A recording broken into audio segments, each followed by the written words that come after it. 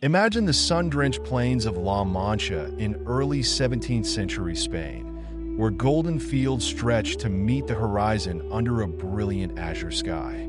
The air is filled with the scent of wild herbs and the distant hum of cicadas. In a modest village nestled among these vast landscapes lives a middle-aged gentleman named Alonso Quixano. A man of leisure, Quixano spends his days immersed in books of chivalry, losing himself in tales of noble knights, gallant quests, and heroic deeds. Over time, his obsession with these fantastical stories consumes him. The lines between reality and fiction blur until one day, Quixano emerges with a resolute declaration. He shall become a knight-errant, roaming the world to right wrongs and bring justice. Adopting the illustrious name Don Quixote de la Mancha, he dons a suit of rusted armor, patches together an old helmet, and mounts his scrawny but faithful horse, Rocinante. Thus begins an extraordinary adventure that will test the limits of imagination, sanity, and the very nature of reality. Don Quixote believes that the world suffers from a lack of chivalry and that it's his destiny to restore it. His first order of business is to find a lady love to whom he can dedicate his noble deeds. He selects Aldonza Lorenzo, a local peasant girl, and envisions her as Dulcinea del Toboso, a noble lady of unparalleled beauty and virtue. Though she is unaware of his existence, Dulcinea becomes the beacon that guides his quests. Armed with his makeshift armor and an unwavering belief in his mission, Don Quixote sets out alone. However, his initial foray into knighthood is less than triumphant. Mistaking an inn for a castle, he insists that the innkeeper knight him. Amused, the innkeeper plays along, performing a mock knighting ceremony. Don Quixote, oblivious to the jest, accepts his new title with solemn pride. Emboldened, Don Quixote ventures forth, seeking adventures worthy of his newfound status. He soon encounters his most iconic challenge. Spotting 30 or 40 windmills scattered across the plain, he perceives them as towering giants threatening the land. Ignoring the obvious, he charges at them with his lance poised. The reality of wooden blades meets his fantasy head-on, and he is swiftly knocked to the ground. Bruised but undeterred, Don Quixote blames malevolent enchanters for transforming the giants into windmills at the last moment. This incident epitomizes the central conflict of the story: the chasm between Don Quixote's idealistic illusions and the tangible world around him. Realizing that every knight needs a squire, Don Quixote convinces his neighbor, a simple farmer named Sancho Panza, to join him. Promising governance of an island and untold riches, Don Quixote lures Sancho away from his humble life. Riding a stubborn donkey named Dapple, Sancho accompanies his master, providing a grounded counterpoint to Don Quixote's lofty delusions. Sancho is earthy, practical, and fond of proverbs. While he recognizes the absurdity of many situations, his loyalty to Don Quixote grows. He often tries to steer his master toward reason, but is frequently swayed by the promise of personal gain and the sheer momentum of Don Quixote's convictions.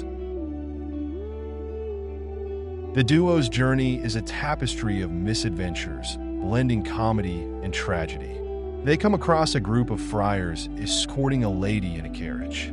Convinced the friars are enchanters who have captured a princess, Don Quixote attacks them, resulting in chaos and injury. In another episode, they encounter two flocks of sheep on a dusty road. Don Quixote perceives them as opposing armies and charges into the fray, only to be pelted with stones by bewildered shepherds. Each misinterpretation leads to physical harm and further cements his belief in a world filled with enchantment and villainy. One day, Don Quixote spots a barber riding along, wearing a basin on his head to shield it from the rain. Mistaking it for the legendary helmet of Mambrino, a powerful artifact in his chivalric tales, he confronts the barber. The terrified man flees, leaving the basin behind. Don Quixote proudly dons it as his helmet, oblivious to its true nature. This incident reinforces his propensity to reshape reality to fit his narratives. In a significant and consequential adventure, Don Quixote and Sancho come across a chain gang of prisoners being escorted by armed guards. Don Quixote inquires about their crimes, and upon hearing their stories, which are embellished and downplayed by the convicts, he decides it's unjust for them to be imprisoned. He attacks the guards, freeing the prisoners. However, instead of gratitude, the convicts turn on their liberator, pelting Don Quixote and Sancho with stones and stealing their belongings. This harsh outcome highlights the dangerous consequences of Don Quixote's idealism when applied without understanding or discernment. Concerned about Don Quixote's well-being, his friends, the local priest and barber, devise a plan to bring him home. Disguising themselves, they intercept him at an inn, which Don Quixote believes is enchanted. They convince him that he is under a spell and transport him back to his village in a wooden cage, claiming only his presence there can break the enchantment. During this journey, Don Quixote engages in deep philosophical discussions about fate, free will, and the nature of reality. These conversations reveal his intelligence and the depth of his delusions, prompting readers to question where madness ends and wisdom begins. After a brief respite at home, Don Quixote and Sancho embark on a second expedition. Their fame is spread, and they attract the attention of a mischievous duke and duchess who decide to amuse themselves at the pair's expense. Inviting them to their castle, they orchestrate a series of elaborate pranks. They convince Don Quixote that the only way to lift an enchantment on Dulcinea is for Sancho to endure a brutal regimen of self-flagellation. They appoint Sancho as governor of the non-existent Insula Barataria, where he surprisingly demonstrates wisdom and fairness in his judgments.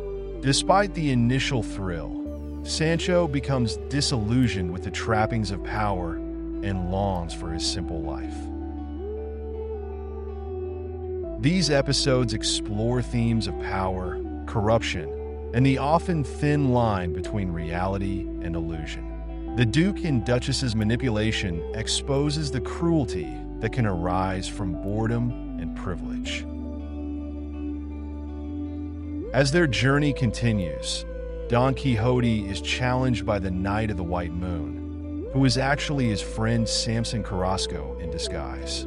Samson hopes to cure Don Quixote by defeating him in combat and forcing him to abandon his quests. They duel on the beach in Barcelona, and Don Quixote is decisively beaten. Bound by the chivalric code, Don Quixote agrees to the terms of his defeat. He must return home and refrain from knight-errantry for a year. This moment is pivotal, marking the beginning of the end of his adventures and the erosion of his delusions.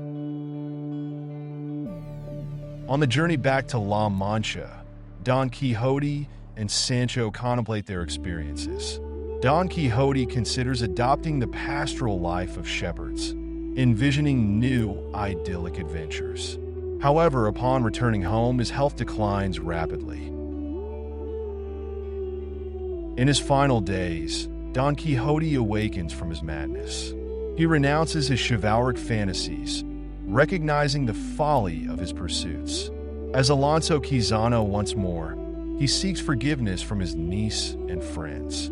Sancho, heartbroken by his master's transformation, pleads with him to return to their adventures, but Don Quixote gently refuses. Surrounded by those who care for him, he passes away peacefully. His death is both tragic and profound, leaving readers to ponder the thin veil between dreams and reality and the cost of unyielding idealism. Don Quixote is a man of contradictions. His madness is rooted in a noble desire to infuse the world with honor and justice. Despite the absurdity of his actions, his intentions are pure. He embodies the conflict between aspiration and reality, challenging societal norms and inspiring others to see beyond the mundane. His transformation from Alonso Quixano to Don Quixote and back again illustrates the fluidity of identity and the power of belief. Sancho Panza begins as a foil to Don Quixote, but evolves into a complex character.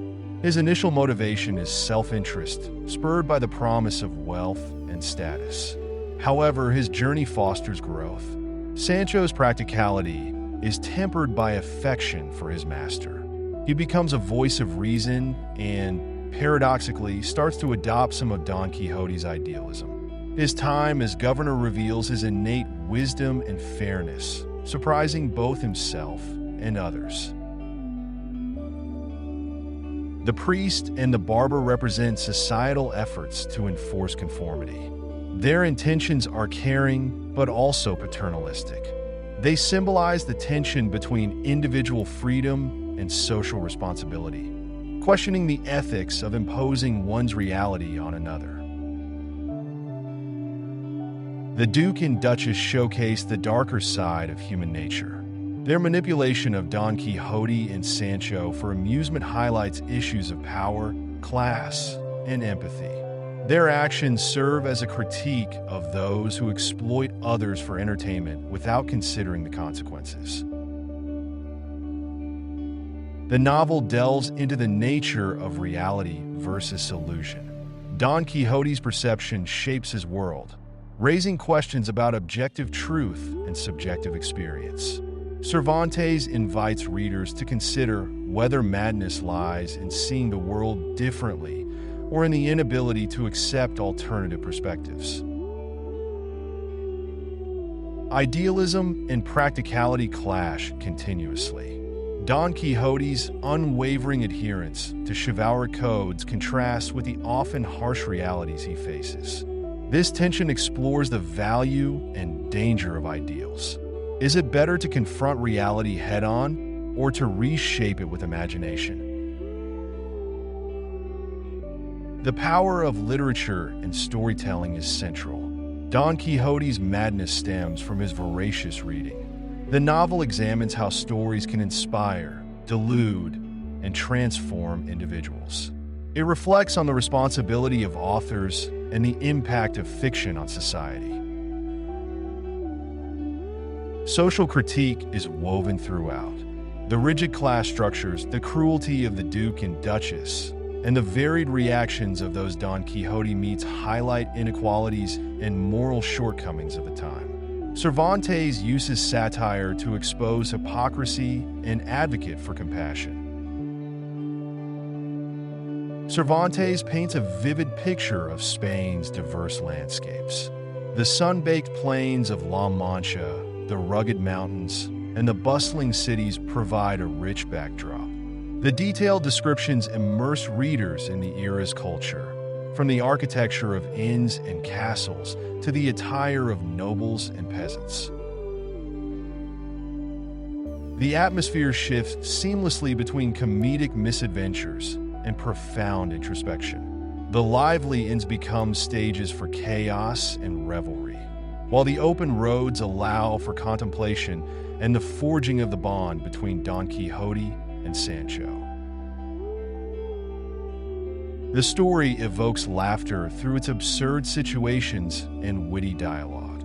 Don Quixote's earnestness in the face of obvious reality is both endearing and amusing. Yet, beneath the humor lies a vein of melancholy. His constant failures and the scorn he faces elicit sympathy. Sancho's loyalty and the evolution of his relationship with Don Quixote add emotional depth. Their mutual care becomes a touching testament to friendship transcending social barriers. The final chapters stir a sense of loss. Don Quixote's return to sanity and subsequent death force a confrontation with the end of dreams. It's a poignant reminder of mortality and the fragile nature of human aspirations. Don Quixote is more than a satirical romp. It's a profound exploration of the human spirit. Cervantes masterfully balances humor with pathos, creating characters that are simultaneously larger than life and deeply relatable. The novel challenges readers to reflect on their own perceptions of reality, the pursuit of ideals, and the societal norms that define sanity. It questions whether it's madness to dream or madness to suppress one's dreams in favor of conformity.